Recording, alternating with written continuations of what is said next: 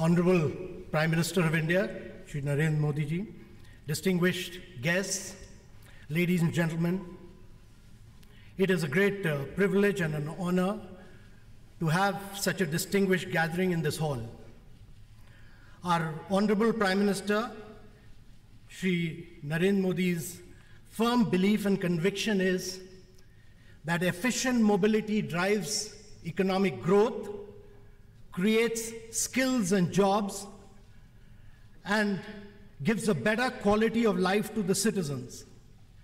Hence, designing a holistic mobility policy framework has to be a key strategic objective for both the world and India.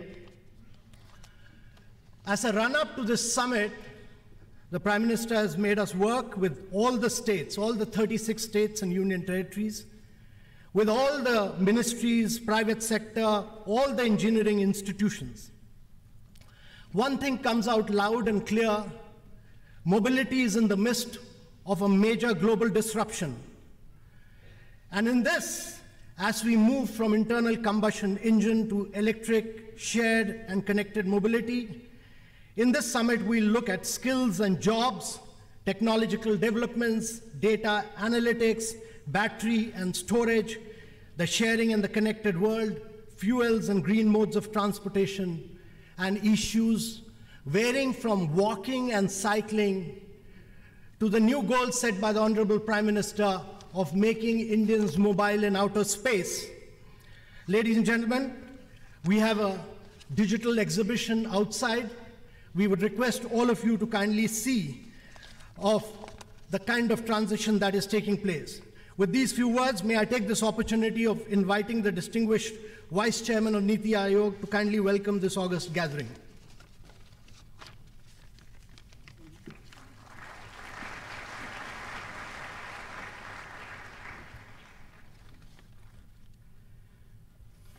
Respected Prime Minister, honorable ministers, honored guests and CEOs from abroad, Your Excellencies, ladies and gentlemen, it's indeed my proud privilege to welcome you all on behalf of Niti Aayog and the Government of India to this first Global Mobility Summit that we are organizing here under the directions of the Honorable Prime Minister. Ladies and gentlemen, this Global Summit signals India's commitment to seize the multifaceted opportunities that are being thrown up by modern mobility and the global disruption that it is causing. It also reflects our effort to play an effective role in using modern mobility for shaping a more eco-friendly and more people-friendly global future. India will play a major role in shaping the global mobility movement going forward.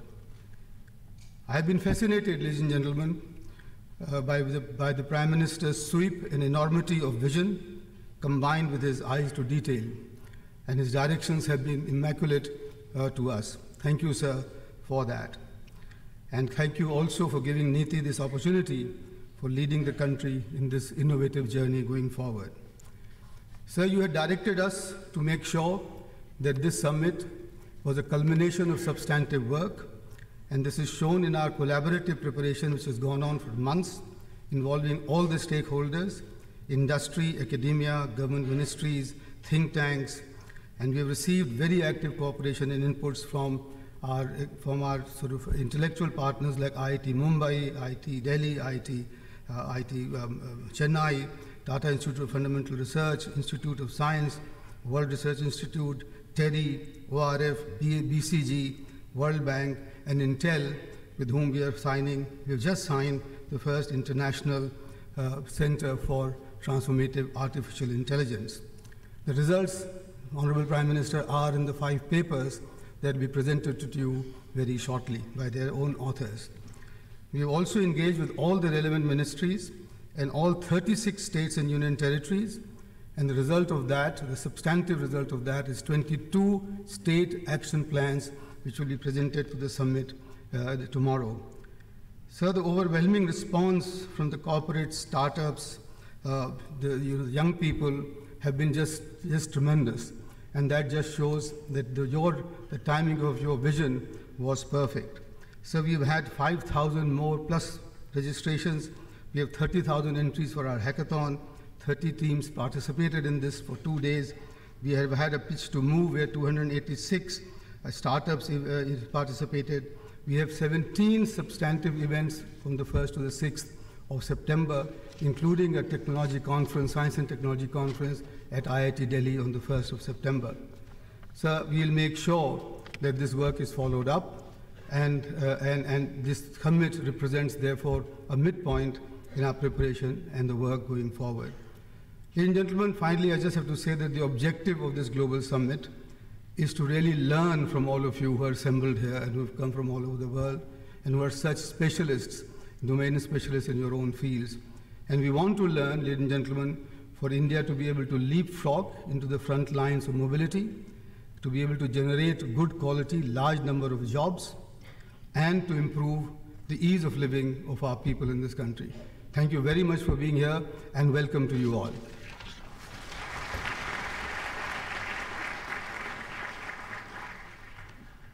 Ladies and gentlemen, we'll have a short film to show the critical significance of mobility on the lives of people and how it impacts the world and India.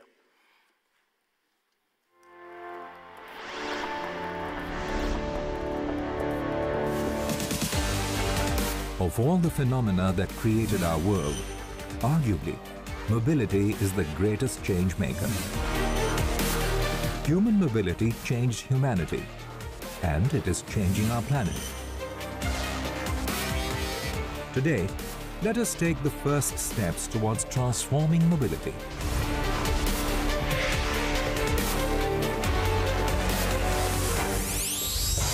Our world is increasingly urban and increasingly connected. This offers us a once-in-a-lifetime opportunity to plan, develop, and manage mobility solutions in an ecologically and economically sustainable manner. This is as much an opportunity as an imperative, because if we continue to follow the current trajectory, an ecological resource base as large as 4 of our blue planets will be required. And alas, we have only one Earth. We need a paradigm shift. We need answers to a fundamental question. How can we effectively harness the opportunity provided by seamless mobility for economic growth and poverty reduction while mitigating its negative effects? Some answers may be emerging where they are needed the most. India, a country whose urban population will double in the next decade. More than 500 million of whose citizens will live, work, and travel in her cities. There are opportunities here. There are challenges here. And to turn challenges into opportunities, an adequate and holistic infrastructure focus is underway. Rural roads are being built through the Pradhan Mantri Gram Sadak Yojana. Urban roads, national highways and expressways through the Bharatmala program. Waterways are being developed through the Pradhan Mantri Jal Marg Yojana. Port connectivity is being enhanced via rail, roadways and multimodal logistical parks, all through the Sagar Mala program. The common citizen is taking to the air like never before through the Ude Desh Ka Aam Nagrik, the Udan program. India is moving to sunshine and wind to drive the biggest renewable program in the world. A target of 175 gigawatts by 2022, which it aims to surpass. The country has taken the lead in creating the International Solar Alliance of more than 121 countries for the efficient exploitation of solar energy and reducing the dependence on fossil fuels. To ensure future readiness, a series of fundamental steps are being taken. The One Nation, One Card program will be optimizing travel footprint and promoting seamless integration with public transportation. An increased emphasis is being laid on the safety of women and accessibility for the elderly and disabled. Land use integration is being done through master planning and the development of 100 smart cities. Data-driven measures are being adopted and intelligent traffic management systems being put in place. A major impetus is being given to electric vehicles, clean technology and battery manufacture. India has also catalyzed the evolution and growth of pooling, sharing and connected mobility through digital means. A recent study by Morgan Stanley shows that a confluence of trends are transforming India into the fastest growing Auto 2.0 market over the next decade. It estimates that almost 50% of the incremental new vehicle sales during 2017-2030 will come from India. A lot of these miles will be electric, shared and connected. India is therefore taking the ambitious challenge of manufacturing clean vehicles and batteries and accelerating the pace of innovation and research and development. As the Prime Minister of India, Shri Narendra Modi, has said, there is need to bring about a paradigm shift in urban planning by adopting a people-centric approach and integrating land use and transport. Bringing the world's story to India, taking India's story to the world, accelerating global growth, skills and employment, and speeding the world's transition to a clean energy future is the objective of this summit. We will move.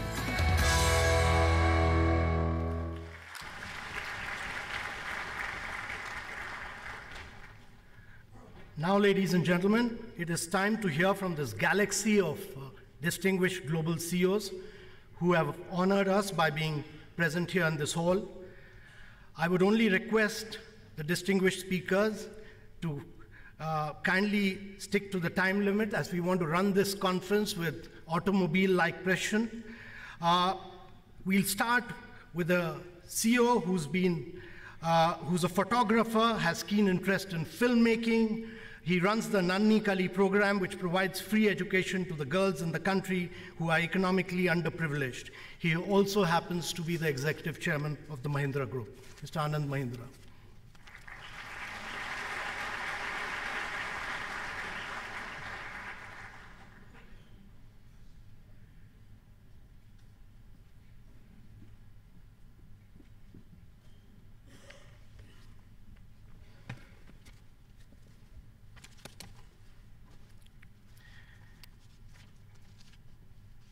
Honorable Prime Minister, distinguished guests, ladies and gentlemen.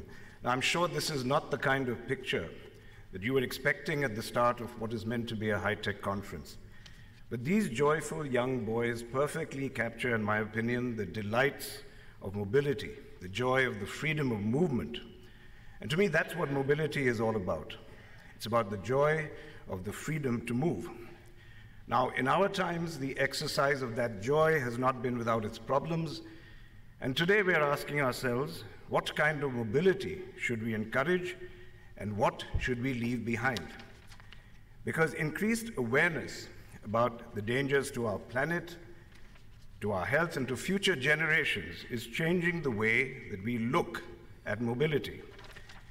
Now, when it comes to commuting from point A to point B, the world is going to move dramatically towards ride-sharings and fleets. But I don't think that that's what policymakers should be inordinately worrying about. I believe policymakers will be rewarded by focusing on the power of mobility to integrate, include, and transform. And to illustrate that, let me take you back to 19th century India. Before independence, India was a disparate cluster of entities, some under British control, some under the control of native aristocracy, and there was really no concept of one India. Then, with the advent of the railways, for the first time, people across the subcontinent could travel easily, meet their fellow Indians, and evolve common aspirations. So in a sense, the rise of the railways created an inclusive mobility that contributed to the rise of the freedom movement. And ironically, that hastened the departure of the British, who brought in that mobility.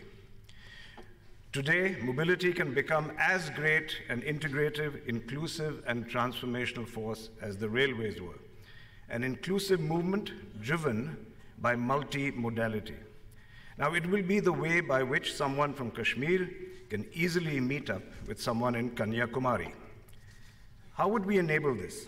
Now, I know, as you saw, that Niti Aayog is promoting a one nation, one card for public transport, and I think that's a fantastic idea. And let me build on that. What if we were to create a universal app for multimodality? An app that any Indian could hold in the palm of his or her hand. Now let me paint a picture. Brijlal has come to his village of Mahuli outside Patna and now must go back to work in Mumbai. Using the universal app, he looks at multiple options to reach Mumbai. He first boards a shared bullock cart, let's call it Zoom cart, with apologies to Zoomcar. That takes him to the nearest Pakka road. The universal app has booked him a seat on the electric bus to Patna Junction. He's scheduled to board an electric train, but on the way he gets an alert from his app telling him he's been upgraded to a flight. The app automatically cancels the ticket, the train ticket, sends him to an electric auto rickshaw. He hops on the plane, lands at Mumbai airport, where an electric pod with 2 co-travelers whizzes each of them to their doorstep. Now the question is, how do we make this happen in India? And I think the answer is to create a digital platform. A digital platform not necessarily in the private sector, but a public-private partnership. A platform managed and governed by an autonomous body with widespread shareholding involving every Indian. And I would suggest we do this before Uber and Google get that idea, and then we are left wondering how to challenge the domination of global giants. Perhaps we should call that app Move in honor of today's conference. Move, which would be India's inclusive mobility app that can connect all Indians and turn inclusive mobility into a movement. Now, I started with a very simple and quintessentially Indian image of mobility. Let me end with another quintessential Indian image. It's the image of a very simple man. A man who used the power of mobility offered by his own 2 feet to bring Indians of every persuasion together in a common cause. Ladies and gentlemen, inclusive, multimodal mobility too can change our lives. Perhaps today can be the day when we start our own march towards inclusive mobility. Thank you very much.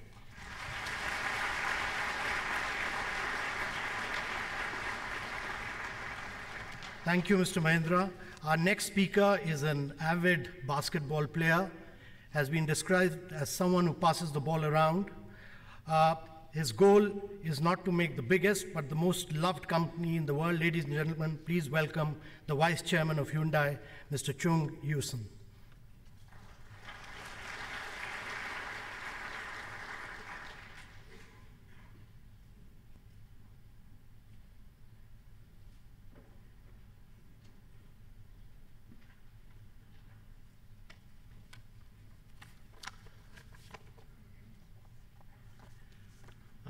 Good morning, ladies and gentlemen. It is a great pleasure to be here with Honorable Prime Minister of India, Sri Narendra Modi, respected dignitaries and all the participants. India has been taking the steps of a lion towards a greater future. Prime Minister Modi has brought forth a national blueprint that emphasizes opportunity for everyone, from knowledge-based growth to future-oriented infrastructure. I believe India's robust growth is inspirational, especially for those around the world. The Make in India policy is a perfect case in point of the collaboration between public and private sectors, and Hyundai Motor Group is grateful to have joined India as a partner. There are a few facts that come to my mind when describing India's future: high economic growth rate, a large young population, the world's second largest mobile infrastructure, and a strong IT industry. These represent potential to build on the success of Digital India policies and become a global leader of the fourth industrial revolution. What exactly does the fourth industrial revolution look like? I believe that core elements are communication, connection, and convergence. The automotive industry is no exception. We should ride this wave of unprecedented change by seeking new possibilities through disruptive innovation. The main topics of today's conference, shared, connected, and zero-emission mobility, also happen to be the most crucial issues. Today, I'd like to introduce you to Hyundai Motor Group's vision and goals for the future mobility. I would also like to share the journey we have taken in India, and more importantly, the journey we'll embark on to make our vision a reality. The conversation of mobility is rapidly shifting from the automobile-based model to the smart mobility model. This change is taking place because the social costs have been increasing due to accidents, congestion, and air pollution. What can we do to solve this problem? There are two key changes as we shift to the era of smart mobility. First, from a technology standpoint, vehicles are benefiting from rapid improvement in the area of connectivity, electrification, and intelligent safety technologies. Secondly, from a business perspective, the shared economy means that we as automakers are looking into the new ways of doing business.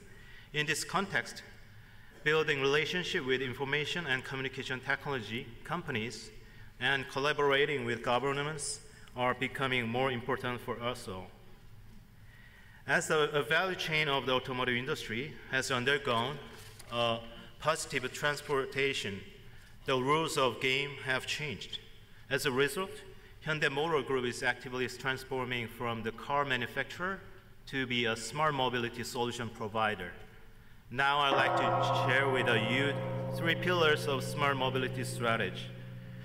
We have the first pillar is clean mobility, and electrified vehicles are most important components.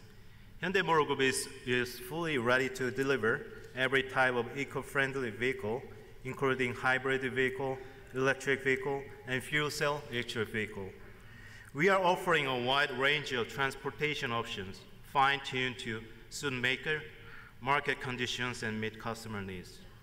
We will launch 3 economic and smart EVs in the Indian market. This will take a step closer, providing cleaner air for everyone. Hyundai introduced hydrogen-powered SUV Nexo and the India-Korean Business Summit. I think Barry is running frequently, so I will make it short. Sorry about that. We hope to launch Nexo in the Indian market in the near future.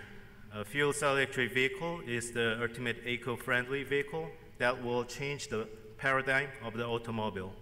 It requires nothing more than hydrogen and air for operation, and it purifies air by filtering fine dust along the way. As Prime Minister Modi once said, a cleaner environment is an article of faith for us. We will contribute to the government's effort to pass along India's beautiful nature and clean air to the next generation. The second pillar can be characterized as freedom in mobility. We aim to provide an environment where more people unlimited access to safe and convenient modes of transportation. We introduced Ionic autonomous concept already here in the US and India soon. We will implement our innovative technology in accordance with the environmental policy and the socio-economic needs of India. The third and last pillar is connected mobility. Hyundai Motor Group is developing connected car platform that will use car with other device. It will be able to interact seamlessly with other vehicles as well as the outside world, thereby resulting in greater safety and convenience. Our mobility technology may also contribute to India's ongoing Almost Smart Cities project. To make it a success, Hyundai has actively spread ahead, initiated by working with members of Indian society. Our goal is to ensure opportunities for the millionaires of India who are already savvy with digital data and technology. From the beginning of relationship with India, we've been deeply moved by the hospitality and enthusiasm of India. Since its establishment in 1996, Hyundai Motor India has grown into a key export hub to more than 90 countries. You may remember the Santro model that we launched back in 1998. We have responded to the local expectation, and we have been fortunate enough to become a popular mobile manufacturer in India. We take this pride in our work over the years, and we are strongly committed to the contributing to the sustainable growth of India. Prime Minister Modi once mentioned the 5 S's in Hindi: Samman, Samwat, Sahyog, Shanti, Samriddhi. These keywords perfectly capture all the different values that can help guide us as we work towards building the great future of India. I'd like to express my sincere gratitude to Prime Minister Narendra Modi, government officials, and representatives, as well as our partners in the automotive industry, for inviting me along on such an exciting journey. Thank you very much. Dhanyavad.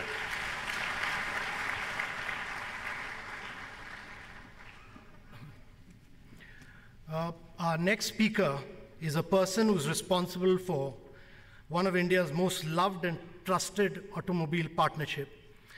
He will speak in Japanese, and I request you all to put on your headset. Channel 1 is for Hindi, Channel 2 is for English. In 4 decades, Mr. Osamu has turned his wife's grandfather's loom-making business into one of the world's biggest automobile company and blazed a trail in the Indian market. He believes in cutting wasteful expenditure and saved his company $40,000 by removing light bulbs. Mr. Suzuki, please.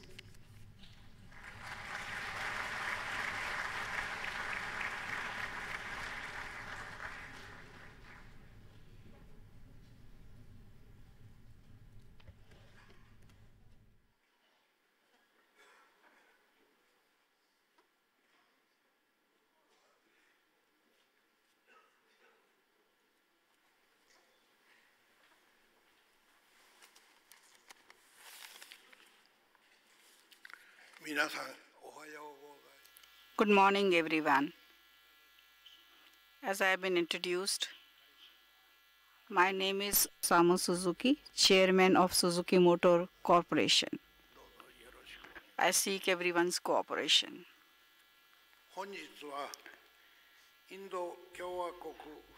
It's my honor and privilege to be here at Global Mobility Summit in the esteemed presence of His Excellency Prime Minister Mr. Narendra Modi. I'm really thankful for the same.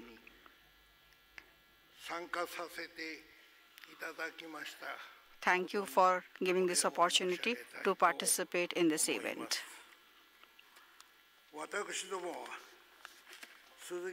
We have been manufacturing automobile in India since 1983, and it's a matter of great pride to us that because of our good quality and fuel efficiency, large number of Indians are using our products as their partner in daily life. Currently, vehicles manufactured in India have achieved nearly 100% localization, and we are proud to have realized Make in India. So we are proud of this, that we have realized Make in India. We have also decided to commence production of lithium-ion battery for automobiles at our battery plant in Gujarat in 2020, and at the same time will continue to dedicate ourselves to the realization of a sustainable mobility society in line with great concept of Make in India.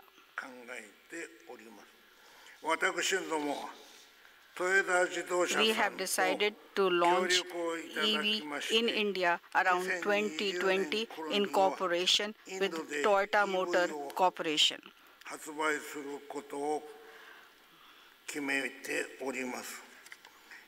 I'm pleased to announce today that we will start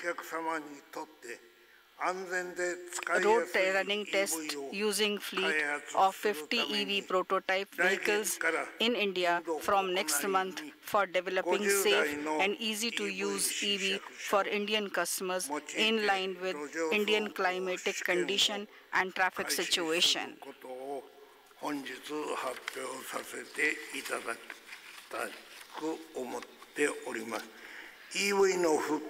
Regarding increasing the penetration of EV vehicles in India, it's obvious that it cannot be done without sufficient charging infrastructure development. In this regard, we look forward to proactive leadership from Indian government. In India, there is a significant number of people who are eagerly waiting to own their own car. It is said that electrical vehicle will be approximately 30% in 2030, which means huge population of vehicles would still be non-EV at that time. In order to answer to the need of better lifestyle and meeting expectations of Indian customers, also resolving environmental challenges at the same time, I think not only electrical vehicles, but it would be essential to develop hybrid and CNG vehicles too. We seek the kind support of government in terms of policy formulation. At the end, I would like to mention that in order to realize sustainable mobility society, we need to address various issues other than electrification of vehicles, such as offering a safe and efficient mobility, etc., using information technology.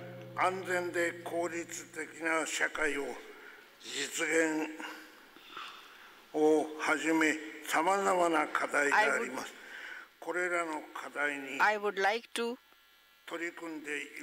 make effort to resolve all these issues. I would like to conclude my speech promising that we will continue to make our best efforts for resolving these issues. Thank you very much.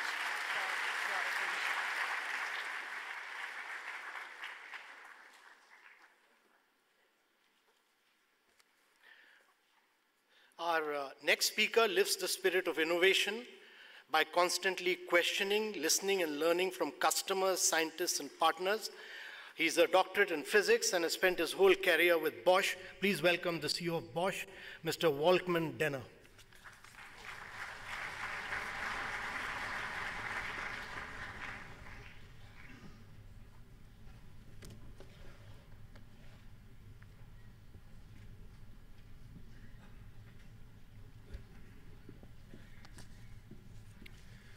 Honorable Prime Minister, distinguished guests, good morning.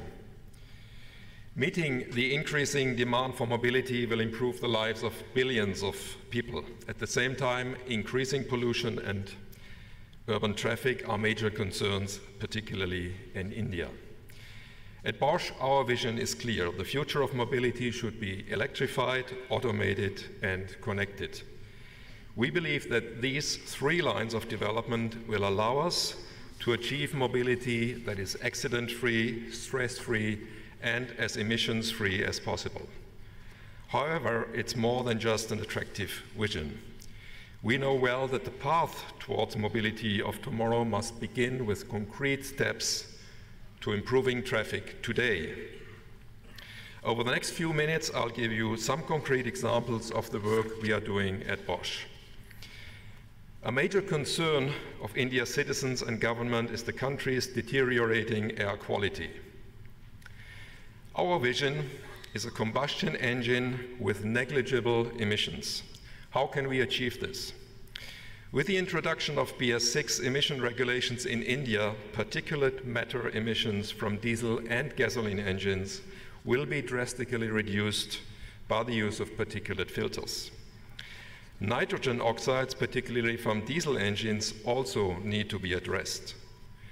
Through continuing research and development in diesel technology and applications, Bosch engineers have been able to achieve a breakthrough in reducing NOx emissions.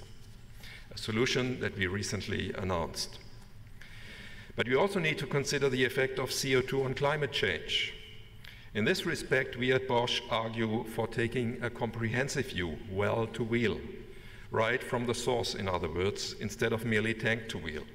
It's not just the vehicle's direct emissions that count, but also the emissions from fuel production and electricity generation. With regard to their carbon footprint, combustion engines and electrical powertrains are not that far apart, nor will they be in the near future. When it comes to combustion engines, we believe the key to reduce their carbon footprint lies in synthetic or carbon-neutral fuels whose manufacturing process captures CO2, and in this way, the greenhouse gas becomes a raw material from which fuel can be produced with the help of electricity from renewable sources. When it comes to electromobility, in recent years, Bosch has been continuously investing approximately 400 million euros annually. Today, more than 800,000 vehicles are on the road worldwide with Bosch technology. In the current context in India, we believe the 2- and 3-wheeler segment will be the first to be electrified. We are in advanced discussions with several key players to introduce our tailor-made solutions to this segment in India. However, there is not one solution that fits all. An important trend we see both globally and here in India is the coexistence of different powertrain technologies, because we believe a mix of combustion engines and electrification will be needed on this road to a fully electric future. Creating the right policies will help to achieve this. A technology-agnostic approach with the optimum powertrain mix has the potential not just to reduce CO2 emissions, but also to improve India's energy security. Accidents and road safety are another major challenge, which is especially relevant for India. Our research suggests that vehicles fitted with modern safety systems like anti-lock braking, ABS, or electronic stability program, ESP, can help prevent over 10,000 road deaths a year in India. Our studies indicate that fatalities can be reduced by 1/3 by introducing ABS in two-wheelers. With this in mind, we have developed the world's smallest and lightest two-wheeler ABS, which has been specifically designed to meet the requirements of the Indian market. And this system is fully developed and manufactured locally. Today, already 2 million two-wheelers in India have been fitted with our ABS. And given their significant impact on improving road safety, we recommend ABS and advanced systems such as motorcycle stability control to become mandatory equipment for two-wheelers in India. But without any doubt, the key frustrations of urban mobility today are congestion and parking space scarcity. One of our aims is to bring multimodal transport systems to life, for example, by connecting two-wheelers with bus and rail networks, and we are pursuing a wide range of projects in this area. But it's important that we not only focus on vehicle technology, but also think in connected ecosystems, the vehicle as a node or a sensor in the Internet of Things. Here I would like to cite a concrete example. Following an agreement with local authorities, Bosch has entered a partnership with German cities to jointly work out solutions to improve air quality and traffic flow. And this model of public-private partnerships between companies and cities might also be worth to be considered here in India. As one of our contributions, we are currently deploying an air quality monitoring solution to Bengaluru and Pune. In closing, I would like to summarize my concrete proposals for India. We at Bosch believe that electrification, starting from 2- and 3-wheelers and moving towards passenger cars, buses, and light trucks, are the future of sustainable urban mobility. On the road to full electrification, we believe a mix of combustion engines and electrification will be needed. The focus should be on making the internal combustion engine as close to zero emissions as possible and to use synfuels to reduce their carbon footprint. And where road safety is concerned, systems such as ABS and MSC should be made mandatory equipment for two-wheelers and ESP for four-wheelers. Looking ahead, I believe that three things are needed to help the mobility industry achieve the ambitious targets set by the Indian government. One is a thorough, consistent, and technology-agnostic legislative framework for future powertrains. The second is an adequate time frame for meeting these targets to ensure that employment opportunities are not disrupted. And the third is an appropriate physical and digital infrastructure. At Bosch, we are eager to help bring these to life and to support the country's pioneering Make in India, Digital India, and Smart City initiatives. Thank you very much.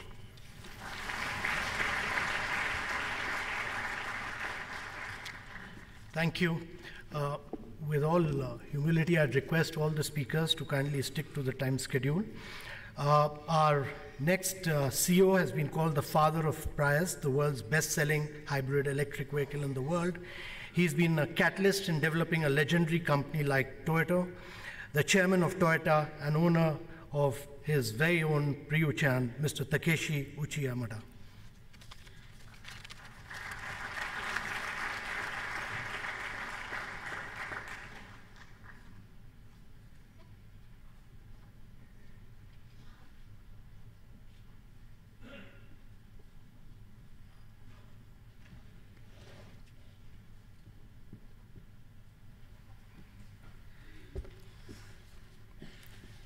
Namaste. Today, it's my great honor to be here and share ideas in the presence of Honorable Prime Minister Modi. Toyota defined recent situation surrounding automobile industry as once-in-century transformation. Since the time is limited, today, I'd like to focus on electrification.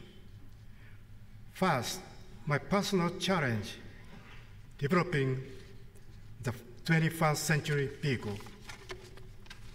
As I considered a special car for the 21st century, it became clear to me that global warming was a serious problem. Therefore, I came up with the idea to develop a revolutionary eco-car, which was hybrid car Prius, launched in 1997. Current Prius is in its fourth generation. Hybrid vehicle needs no additional infrastructure. Now, hybrid vehicles are available in every category. Today, Toyota has sold over 12 million hybrid vehicles around the world, which has helped reduce 94 million tons of CO2 emissions and saved 35 million kiloliters of fuel. Second is Toyota's challenge to popularize electrified vehicles. Toyota has enormous know-how in electrification technologies with production of 24 million motors, 12 million batteries, and inverters. Toyota has succeeded to make them much smaller and enhanced in performance. Motor, battery, and inverter are core technologies for various types of electrified vehicles. By adding engine, they become hybrid vehicle. By adding bigger capacity battery with charging function, hybrid vehicle become plug-in hybrid vehicle. By enlarging battery capacity and by adding charging function on battery, they become electric vehicle. By adding fuel cell and hydrogen tank, they become fuel cell vehicle.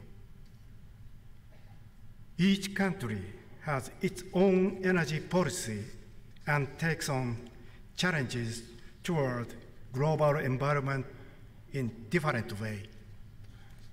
Therefore, various electrified vehicle technologies are needed. Toyota will accelerate the popularization of EV in 2020. Moreover, Toyota will take electrified vehicles available for all the models by 2025.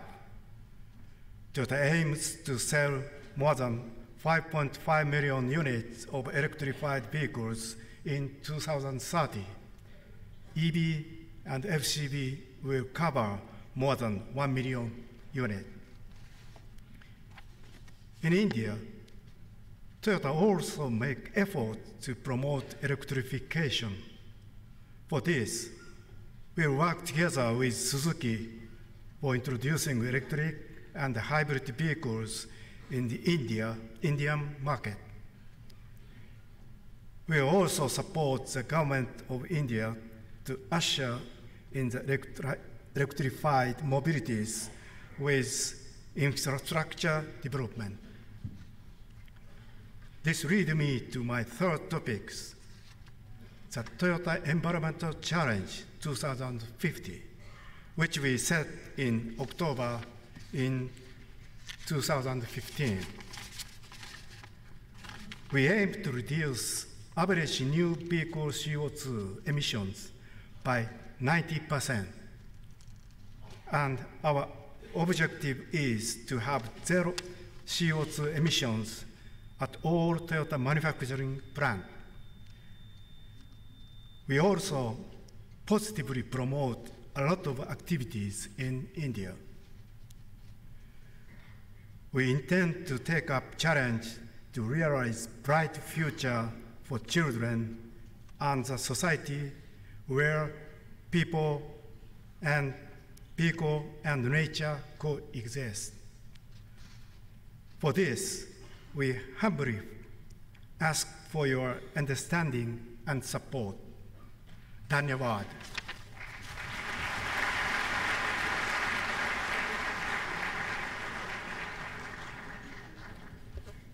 Thank you very much, sir. Our next speaker is a trained yachtsman and an accomplished player of the clarinet, saxophone, and accordion. He also drives the world of Fourth Industrial Revolution. Please welcome the Chief Executive Officer of ABB, Mr. Ulrich Spiesshofer.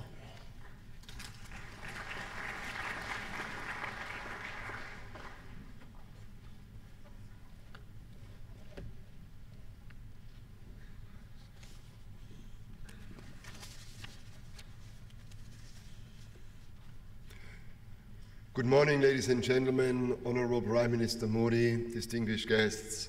It is an honor to participate in this very, very interesting summit, and I would like to warmly thank you for the opportunity to do so.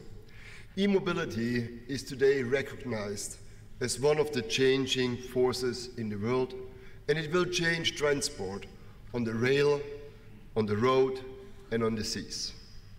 This transition will not take place overnight, but we need to decisively drive it in a way that we ensure we realize the benefits whilst at the same time enabling technology development. I would like to comment positively at the Indian government for its ambitious, enlightened vision for transforming the transport system to e-mobility, the bottom-up approach that you have chosen to really target 2- and 3-wheelers, vehicles and buses and railways used by hundreds of millions of Indians is an inspired way to drive and encourage the shift to e-mobility.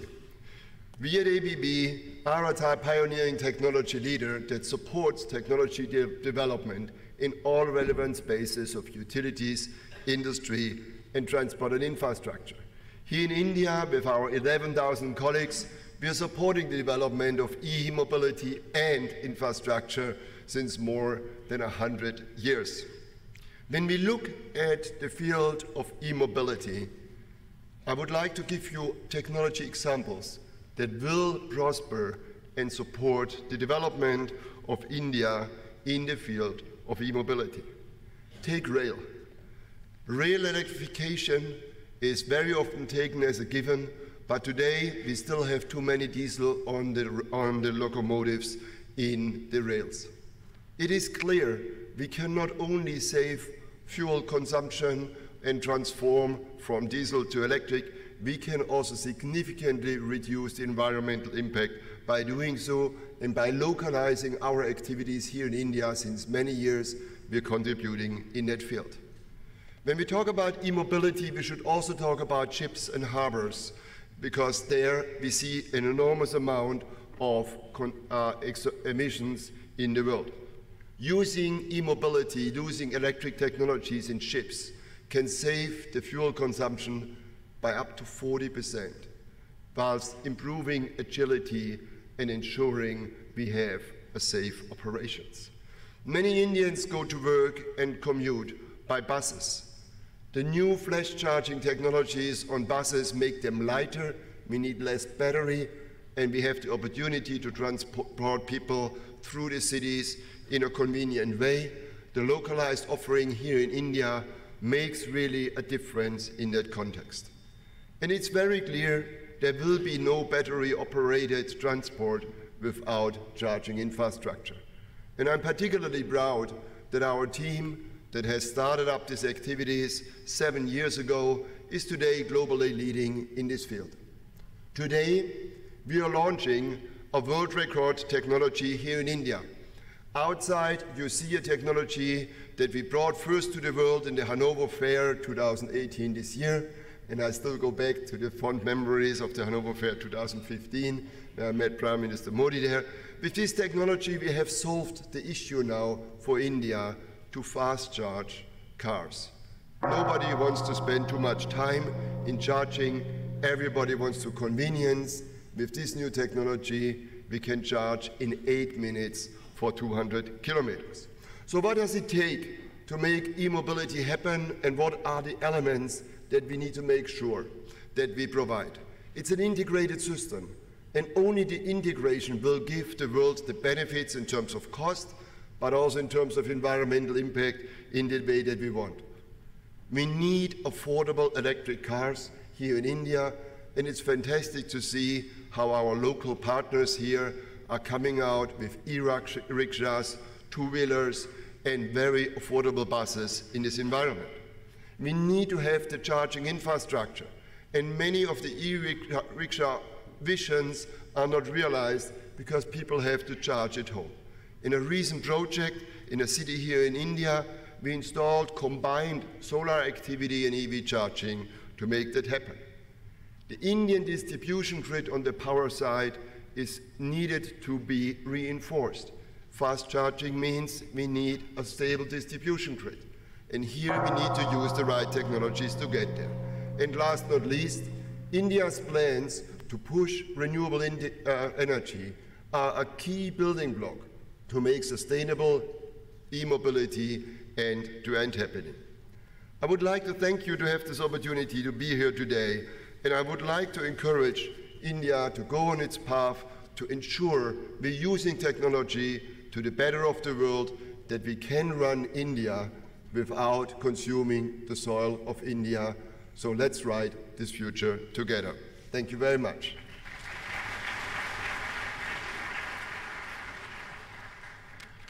Our next speaker has done some remarkable work and some unique work in the world of mobility.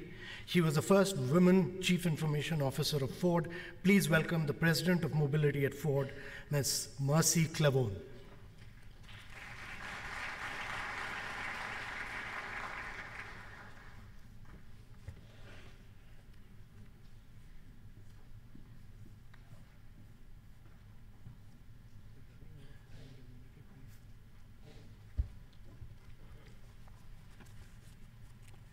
Honorable Prime Minister of India, distinguished gathering, ladies and gentlemen, I'd first like to applaud Niti Aayog and Amitabh Kant for the efforts in organizing this very important summit.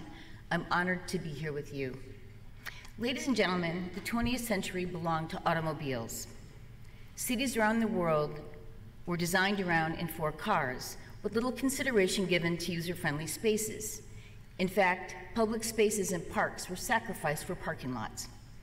Today, cities around the globe take up only 2% of the Earth's surface. However, they house over 50% of the world's population.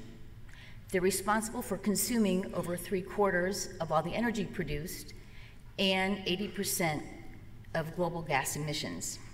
Together with China and Nigeria, India will account for 35% of the projected growth of the urban population between the years 2018 and 2050.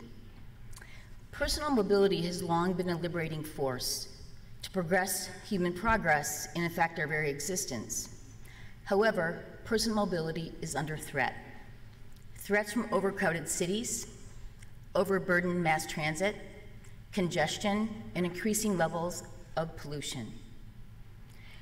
I know the dialogue today will help India be a role model and leader to improve accessibility and the quality of life.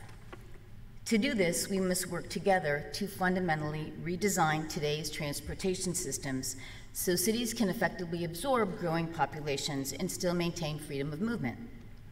For a city to be truly smart, it should be green, sustainable, and it should be about people, emphasizing quality of life.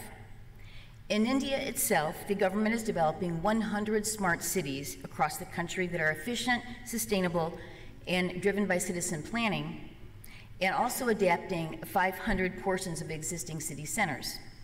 At Ford, we realize that a collective effort is needed to address mobility needs. And today, our City Solutions Group in India is collaborating with various city stakeholders to help solve congestion and improve the way we move. Flexibility and responsiveness are changing ways of commuting. Alternative modes of transportation we offer globally at Ford include our Chariot shuttle service, which operates in a number of U.S. cities and London, and our Go Ride service, which is a human-centered, non-emergency medical transport service. Ford's testing of shuttle services in Asia and India is part of our journey. We have launched a pilot for employee services that have garnered over 70,000 rides today, and we're moving this to other companies as well in Chennai. Today, however, most transportation services operate individually. We believe that in the future, you will not only see services and transportation options connected to each other, but also connecting with cities and their infrastructure to deliver more personalized and efficient services. At Ford, we are aggressively focused on connectivity and how we can use data to connect transportation services and improve experiences and movement. We acquired an innovative startup based in Silicon Valley called Autonomic. Autonomic has developed a cloud-based platform to connect and empower tomorrow's mobility system. The cloud-based platform, or the TMC, is an open, secure platform that will provide the building blocks for smart mobility applications such as routing self-driving cars, managing large-scale fleets, and we use this today to manage our own fleets. At Ford, we're working on our how smart city vehicles and autonomous vehicles will talk to infrastructure, from stoplights, traffic signs, to cyclists and pedestrians. The way the world moves is experiencing its biggest disruption since the Model T rolled off the assembly line in the early 20th century. Mobility challenges today cannot be treated in isolation. Use of sensor technology will mean cars, traffic lights, and the rest of transport ecosystem will constantly communicate with each other. The change is coming, and in fact, it's here now.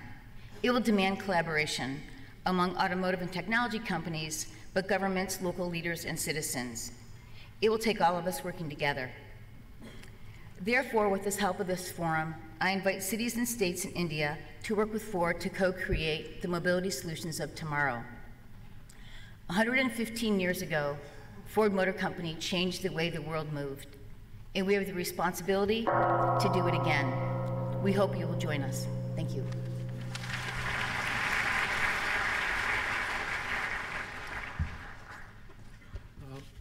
With great respect, I'd request the remaining speakers to kindly stick to the time schedule. Let me welcome a person who provides leadership and vision to the world of Tatas, the CEO of Tata Motors, Mr. Günther Butschek.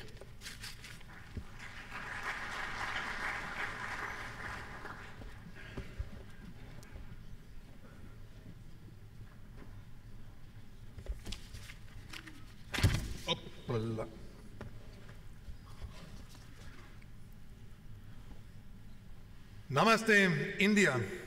Honorable Prime Minister Shri Narendra Modi, dear ministers, respected ministers, esteemed dignitaries, and my dear friends. There are indeed, as it has already been mentioned, not that many opportunities to get together political leaders, business leaders, and experts from across all kinds of sectors to actually talk about an important subject as it is the future of mobility in India. And I would like to take the opportunity on behalf of the industry to actually thank NITI Aayog for taking the lead in organizing this event and providing us a platform to discuss this important subject. At the same point of time, as I feel honored being here on stage and addressing this esteemed group of people, I would like to put it in context, not only in the context of what does it mean to Tata Motors, what does it mean even more so to the Tata Group, in order to put it in context of India. India, as a shining star amongst the global economies, has at the same point of time a unique opportunity to be the rising star in the future of mobility. Why am I saying so? There are a couple of unique contributing factors in India which support my statement. We have a unique situation as far as the population is concerned, because we see changing consumer trends, where consumers become more demanding and where the demand shows us the need to change in order to provide future sustainable mobility. It's about rising per capita, it's about the millennials, or the digital natives, as we normally call the new generation in India. We have a progressive policing. We have a government with a mission which has given very clear direction in the field of smart cities, and smart mobility fits into the envelope of smart cities. Make in India has been very strongly encouraged, and Swachh Bharat has become one of the key themes in the last years. We enjoy the benefit of having very stringent auto norms, closing the gap to global standards, as we enjoy preferential and released tax regimes to really boost the business to higher levels. I make the reference to GST, FAME, FDI, etc. And, as has already been mentioned in the first speech, a strong encouragement of public-private partnerships as possibly one of the ways forward in order to master the challenges. And the automotive industry is strong, because the automotive industry has always been the economy, the engine of the economy. We are poised to become the third largest one in the world. We have increasing contribution to the GDP, and we actually drive the jobs and the skilling movements in India. Having said that, we tend to translate it in very simple terms. And we usually talk about the triple bottom line.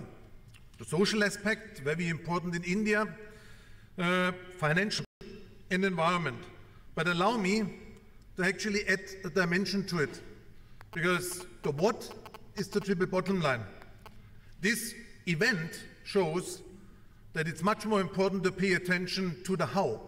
And the how is what I did also mention at a different event yesterday at IST, not Indian Standard Time, about an approach that needs to be inclusive, that needs to be sustainable, and that needs to be transformational. Having said that, the question is, what is the answer that comes from the automotive industry? We normally say that's all going to be covered by ACES, autonomous, connected, electric, and shared. If we take the Indian reality, I would like to call for a new CES, not for a CES as a new tax levy, for CES, which actually stands for connected, electric, shared, and safe, because the journey of the future mobility starts by providing a safer environment for mobility, and then being supported by connected, electric, and shared. So in order to do this, we need to leverage the data and the technology in order to really explore the innovative solutions for mobility. And we even have to reconsider the way we do the business and need to embark on new business models. We need to be open to build new partnerships through a collaborative approach. And this is the essence of the MOVE event. So welcome to the MOVE, which actually puts the framework in place and provides a discussion platform for the future of mobility. Thank you.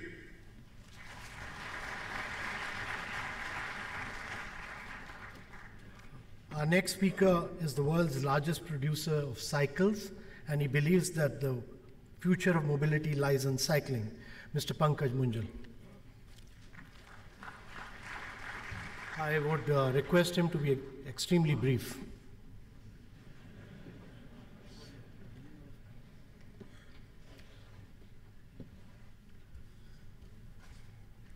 Honorable Prime Minister of India, dignitaries, ladies and gentlemen. My talk is a lot different, will be a lot different. It will include the billion people that we all are. It's an honor to be standing here and talk on the subject that I love so much. Not that I'm born in this family associated with the wheels for the last 60 years, but my business can't go against the grain of the society. India consumes 35 lakh cars, 2.5 crore motorcycles, but only 1.5 crore cycles. This is not in line with the income pyramid and the global trends. Ladies and gentlemen, 32 crore people walk every day to work, to school, and to commute because they can't afford a cycle. A study reveals that if 10% of them get wheels, GDP goes up by one percentage point. Owning a cycle is like a business. In a village, one delivers milk to the milk plant. He transports clothes that his wife stitches to the store close by and makes a living. In modern India, we face 4 social issues: urban congestion, urban pollution, fossil fuel depletion, and health going down. A bicycle remedies them all. What does the future of transportation look like? I'm sorry, gentlemen, sitting here, you're not going to get amused. Surely the solution is not more poor people will drive cars. Even if the car is clean, it still creates a jam. One drives a car to the gym for spinning a cycle. We love our own car, but blame the other for creating traffic. Prime Minister, sir, the youth of the country looks up to you as a role model, guiding them for a bright tomorrow. You identified with large intervention plans such as Swachh Bharat and Swasth Bharat, where the bicycle can play a small role, meaningful role in that. I feel very excited to share today. Hero has launched the new e-bike, which you should please see outside. I met the Prime Minister in England some time back. I was very excited. He asked me what is special. I didn't have an answer. But I shared with him now, this costs 7 paise per kilometer. 1/50th of that of a motorcycle. 1/50. Is a humble bicycle and an e-bike the next big solution for the intracity commute? I submit it is. Hero makes 5% of the world production and is the world's #1. And I'm going to have a goal to make all my 6 million bikes that we make more and more electric. Sir, to sum up, we need 3 things. Microfinance. Cycle needs a microfinance. Safety on the roads, and integrate last mile connectivity. With these, we can try and aim for that 1% extra GDP. Thank you.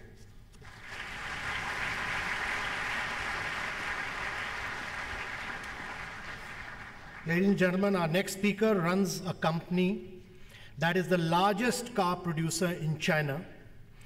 He's a distinguished Politburo member of the Communist Party of China and took over as the president of SAIC Motor Corporation in 2014. I welcome on stage Mr. Chen Zixin.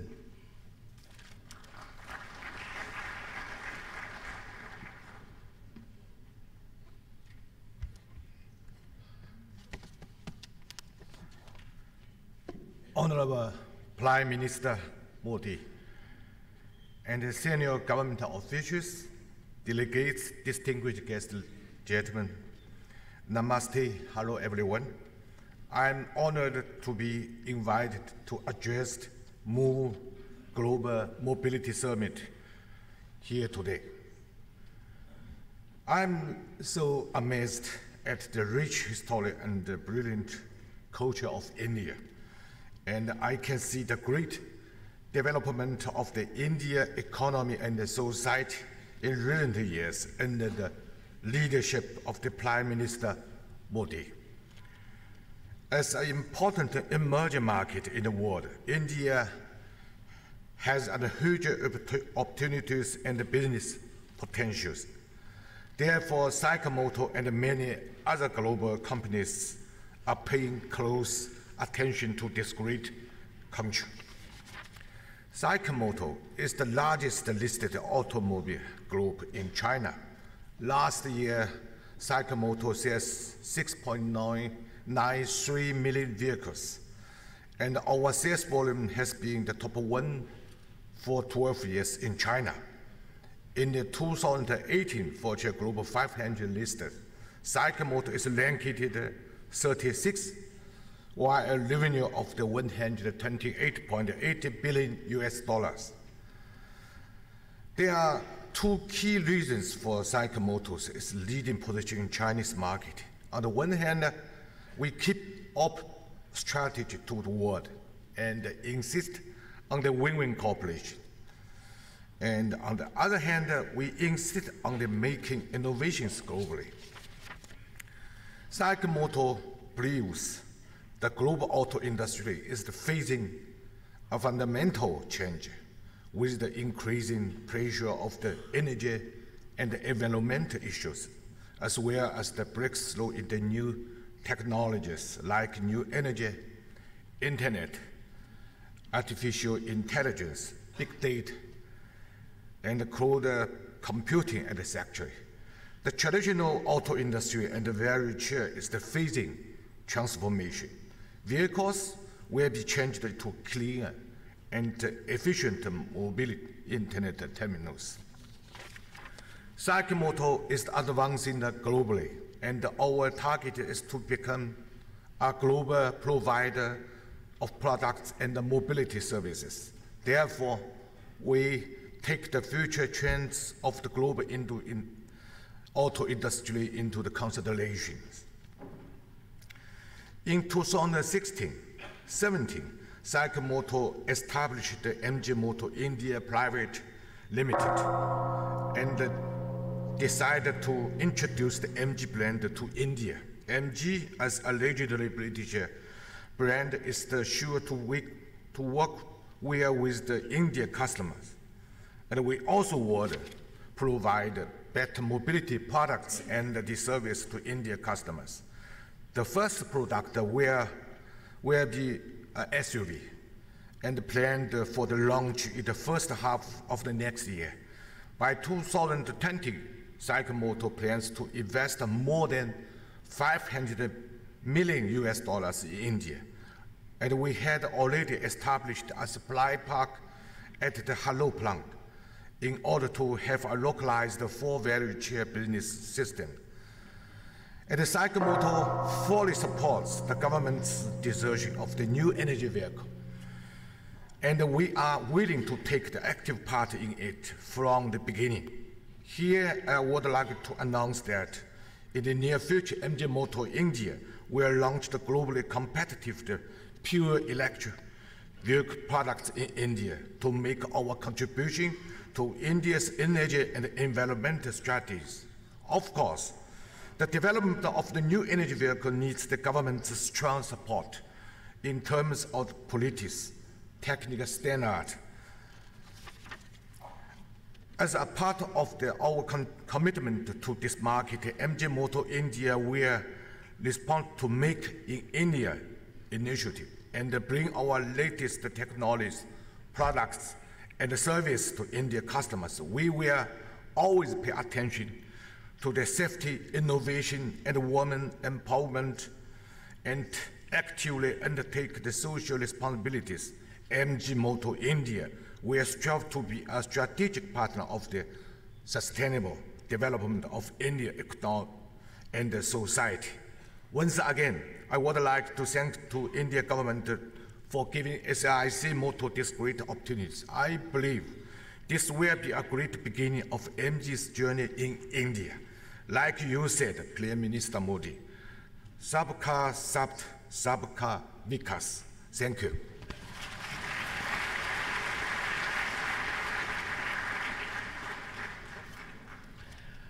Finally, ladies and gentlemen, we welcome the youngest CEO in this hall. He's a self-made entrepreneur. He does not own a car. He always takes a Ola. Ladies and gentlemen, Bhavish Agarwal.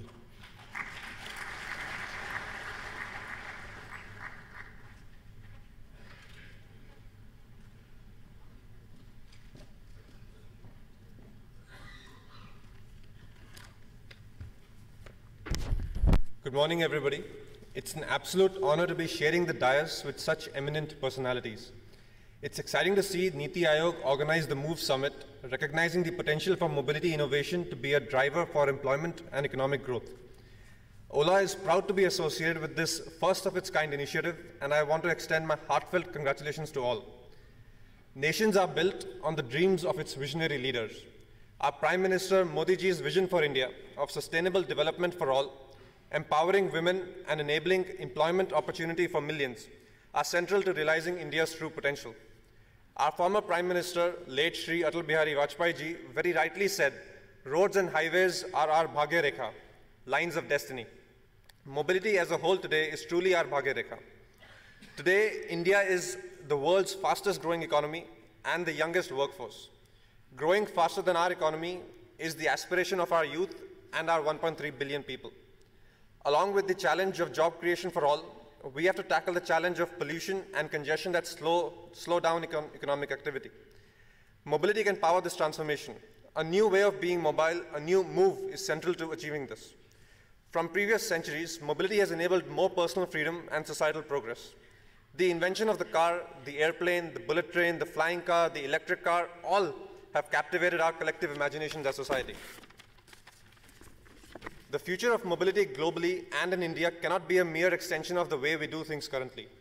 Using technology to our advantage is our chance to leapfrog in terms of mobility and open more economic opportunity. Our own special problems of urbanization in India will give us insights that will also be globally relevant. Pollution-free travel, evaluating and managing road conditions, urban planning, first and last mile commute, safer rides and roads, all these are the challenges that technology can and should solve. Ola, a fledgling 8-year-old company, now provides mobility solutions to hundreds of millions in India, Australia, and the UK. We serve over 1 billion customers a year.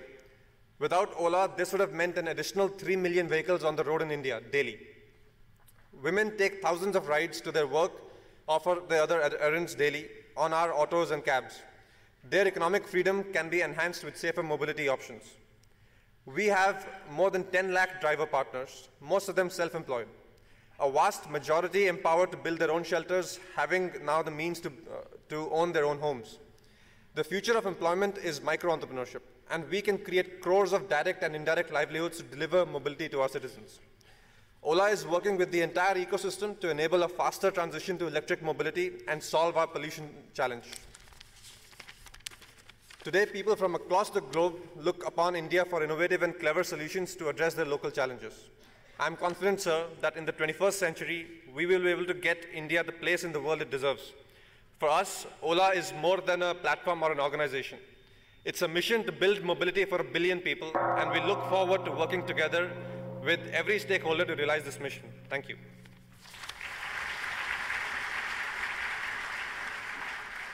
Thank you, Bhavish.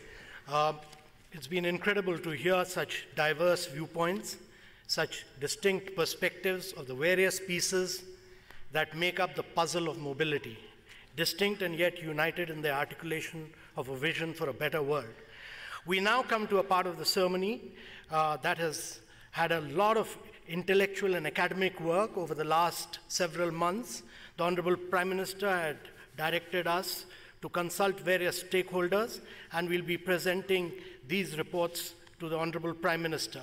May I now request the Honorable Prime Minister of India, Shri Narendra Modi, to kindly receive these reports from the distinguished writers. May I also request the Honorable Vice Chairman of Niti Aayog and the Honorable Minister to kindly escort the Honorable Prime Minister.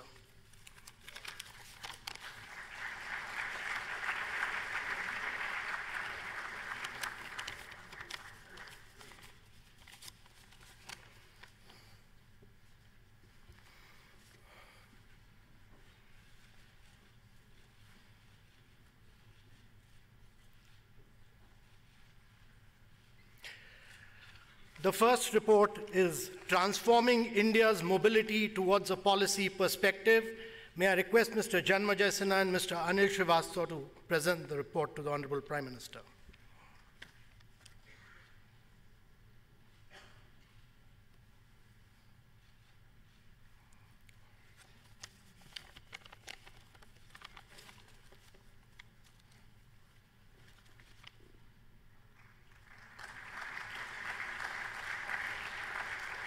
The next report is Zero Emission Vehicle Towards a Policy Framework. May I request Mr. Sitapati Chanda and Mr. Ashok Jhunjhunwala to present the report.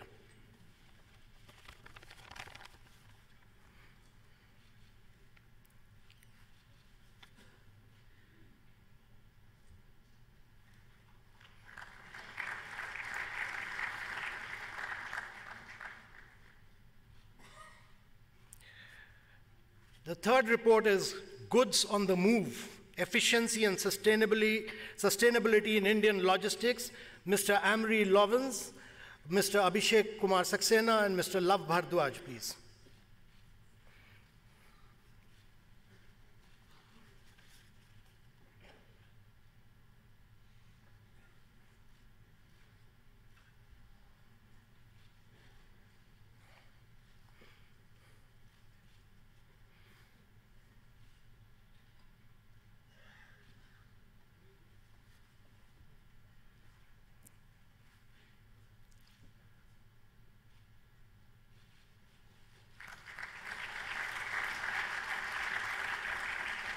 The fourth report is Data-Driven Mobility, Improving Passenger Transportation Through Data. Mr. Clay Stranger, Ms. Shikha Jual, and Ms. Sweta Sharma will present these reports.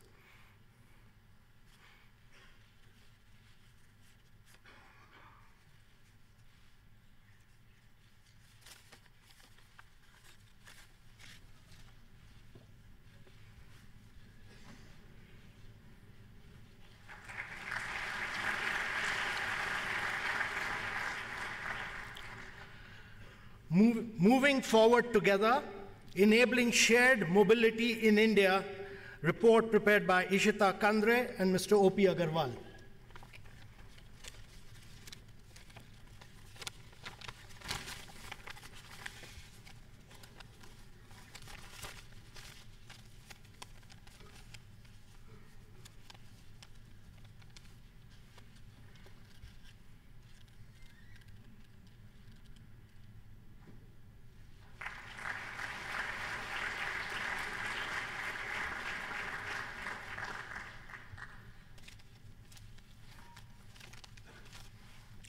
So we have a whole set of intellectual work which has been done, which will be put up on the net and which will be made available to all of you.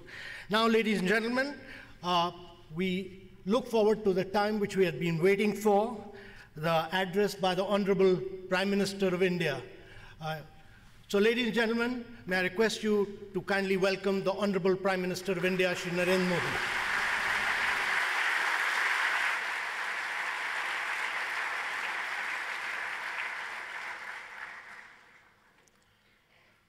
Excellencies, distinguished delegates from across the world, ladies and gentlemen, I welcome you all to the Global Mobility Summit. MOVE. The name of this summit captures the spirit of India today. Indeed, India is on the move. Our economy is on the move. We are the world's fastest growing major economy. Our cities and towns are on the move. We are building 100 smart cities. Our infrastructure is on the move. We are building roads, airports, rail lines, and ports at a quick pace. Our goods are on the move. The goods and service tax has helped us rationalize supply chains and warehouses networks.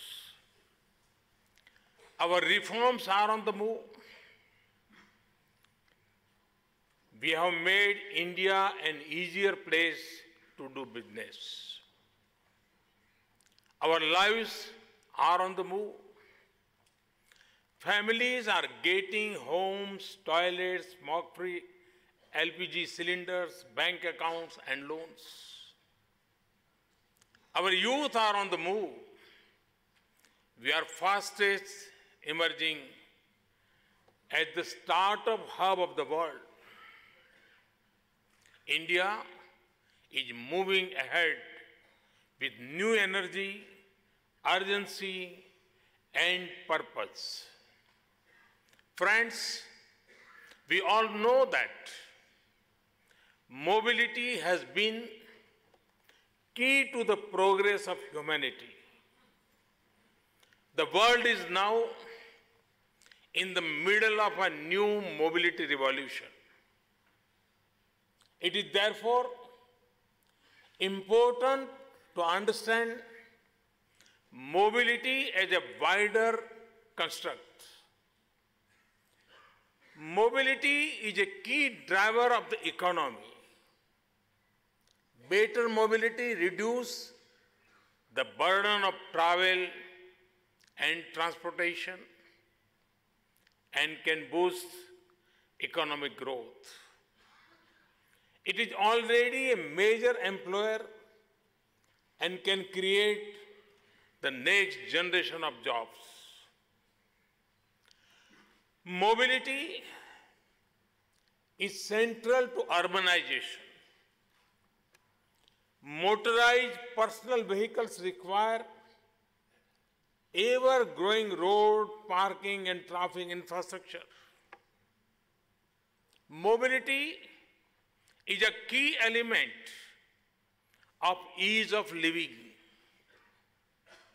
It occupies the minds of virtually every person in time spent to get school and work, in frustration with traffic, in the cost of visiting family or moving goods, in access to public transport, in the quality of air our children breathe, in concerns around the safety of travel. Mobility is critical to preserving our planet.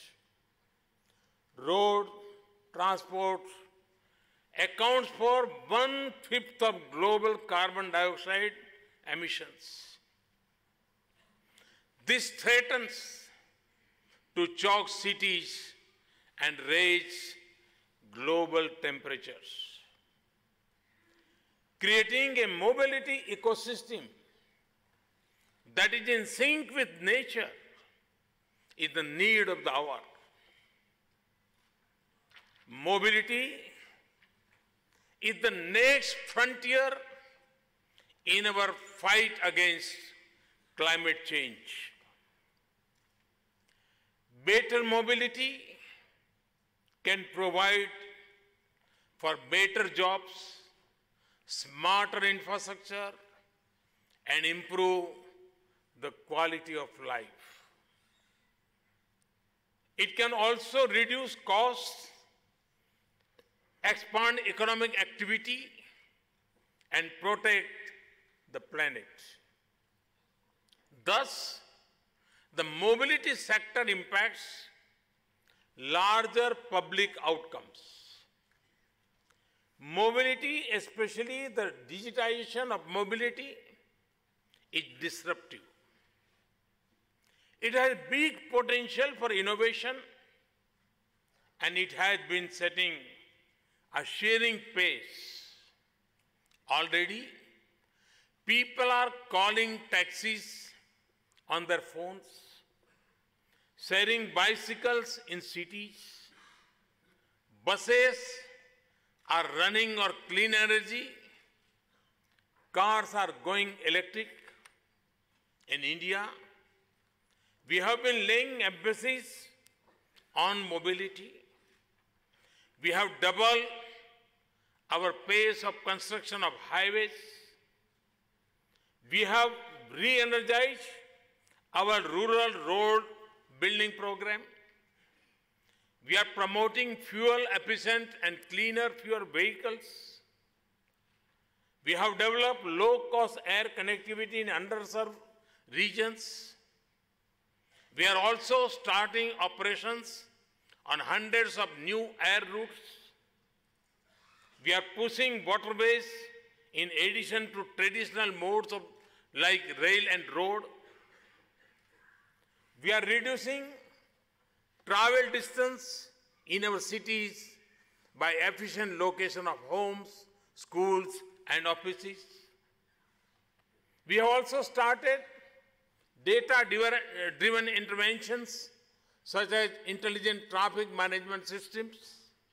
However, we also need to encourage pedestrians and cycling by taking steps to ensure their safety and priority. Friends, in a rapidly transforming mobility paradigm, India has some inherent strength and comparative advantages.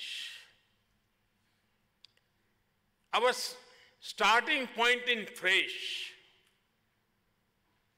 We have little of the legacy of resource-blind mobility. We have fewer vehicles per capita than other major economies. Thus, we do not carry much of the baggage of other economies that were built on the back of private car ownership. This gives us the window of opportunity to create an all-new seamless mobility ecosystem. On the technology front, our strengths lie in information technology, big data, digital payments, and the internet-enabled shared economy. These elements are increasingly becoming the drivers of the global future of mobility. Our unique identity program, Aadhaar, and its India Stack ecosystem had laid down a comprehensive public digital infrastructure. It had digitally empowered 850 million of our citizens. India can demonstrate how such digital infrastructure can be combined with new mobility business models. Our renewable energy push will ensure that the environmental benefits of electric mobility can be fully realized. We plan to draw 175 gigawatt watts of energy from renewables by 2022. We are already the 5th largest producer of solar energy in the world. We are also the 6th largest producer of renewable energy. We have also championed the cause of solar energy globally through the International Solar Alliance. We have a fast-growing manufacturing base, especially in the automotive sector. We also have a large digitally literate young population. This provides millions of educated minds, skilled hands, and aspirational dream for powering the future. Therefore, I'm convinced that India is best placed globally to be an early mover in the mobility economy. My vision for the future of mobility in India is based on 7 C's: common, connected, convenient, congestion-free, charge, clean, and cutting edge. Common public transport must be the cornerstone of our mobility initiatives. New business models driven by digitization are reinventing the current paradigm. Big data is enabling smarter decision making by better understanding our partners and needs. Our focus must also go beyond cars to other vehicles, such as scooters and rickshaws. Large segments of the developing world depend on these vehicles for mobility. Connected mobility implies integration of geographies as well as modes of transport. The internet-enabled connected sharing economy is emerging as the fulcrum of mobility. We must leverage the full potential of vehicle pooling and other innovative technical solutions to improve private vehicle utilization. People from villages should be able to bring their produce to the cities with ease and efficiency. Convenient mobility means safe, affordable, and accessible for all sections of the society. This includes the elderly, the women, and the spiritually able. We need to ensure that public transport is preferred to private modes of travel. Congestion-free mobility is critical to check the economic and environment cost of congestion. Hence, there should be emphasis on ending bottlenecks of networks. This would result in fewer traffic jams and lower levels of stress for people traveling. It would also lead to greater efficiency in logistics and freight. Charge mobility is the way forward. We want to drive investments across the value chain, from batteries to smart charging to electric vehicle manufacturing. India's business leaders and manufacturers are now poised to develop and deploy breakthrough battery technology. The India Space Research Organization uses one of the best battery systems to run satellites in space. Other institutions can partner with ISRO to develop cost-effective and efficient battery systems for electric cars. We want to build India as a driver in electric vehicles. We will soon put in place a stable policy regime around electric and other alternative fuel vehicles. Policies will be designed as a win-win for all and enable huge opportunities in the automotive sector. Clean mobility powered by clean energy is our most powerful weapon in our fight against climate change. This means a pollution-free, clean drive leading to clean air and better living standards for our people. We should champion the idea of clean kilometers. This could be achieved through biofuels, electric or solar charging. Electric vehicles in particular can complement our investments in renewable energy. We will do whatever it takes because this is our commitment to our heritage and our promise to future generations. Mobility is like the internet in its early days. It is cutting edge. It is the next big innovation sector. The Move Hack and Pitch to Move events organized over the past week show how young minds are coming up with creative solutions. Entrepreneurs should see mobility as a sector with immense opportunity for innovation and growth.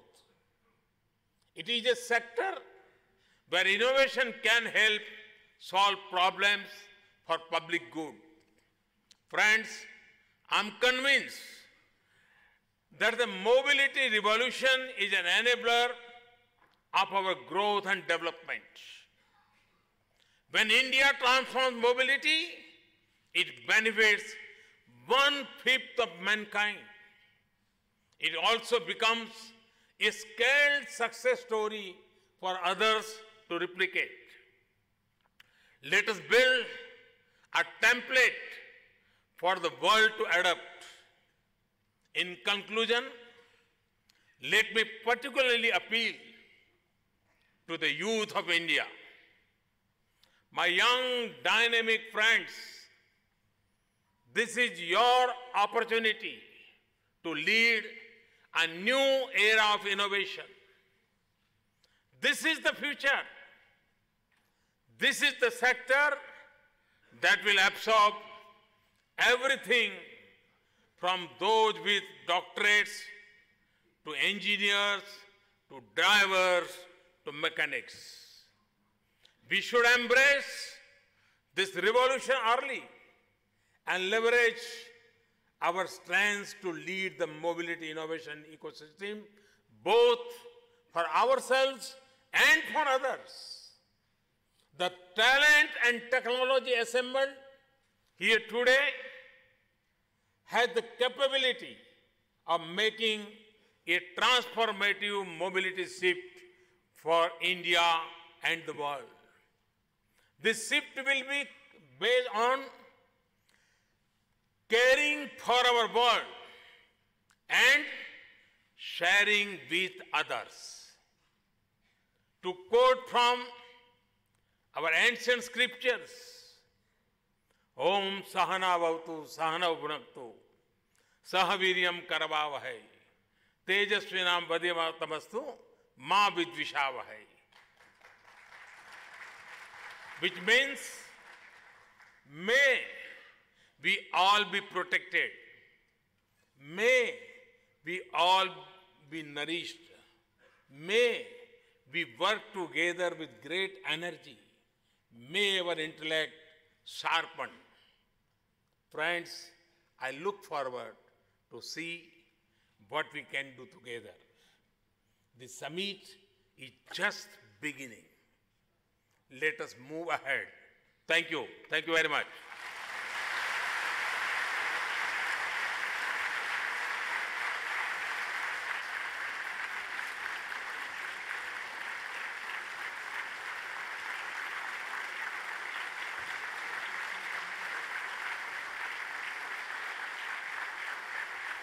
Thank you very much, Honorable Prime Minister.